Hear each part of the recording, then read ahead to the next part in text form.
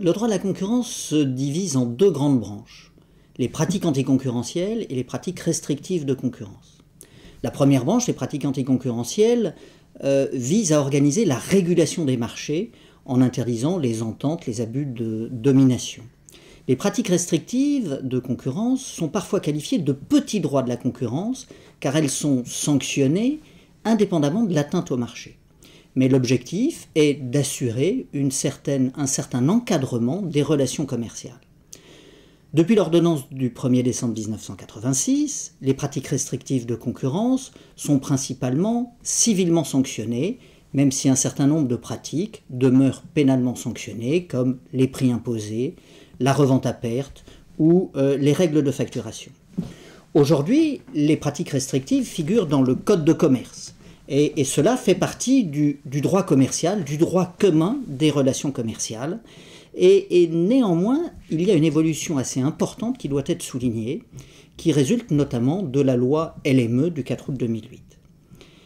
Une des évolutions importantes vise à sanctionner, à prohiber le déséquilibre significatif des droits et obligations dans toute relation professionnelle. C'est ce que certains ont appelé la clause abusive entre professionnels.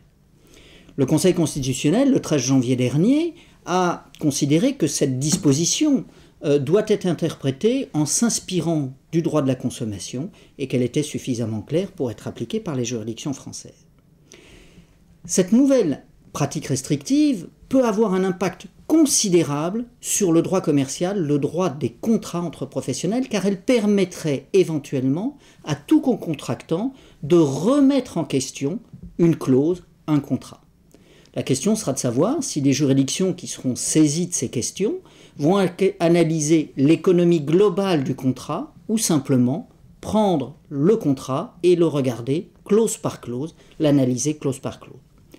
La loi LME a simplifié la négociation tarifaire en abrogeant l'interdiction de discrimination, mais a maintenu ou renforcé un certain nombre de dispositions qui limitent la liberté des parties en ce qui concerne les délais de paiement et les règles de facturation qui sont toujours très formalisées.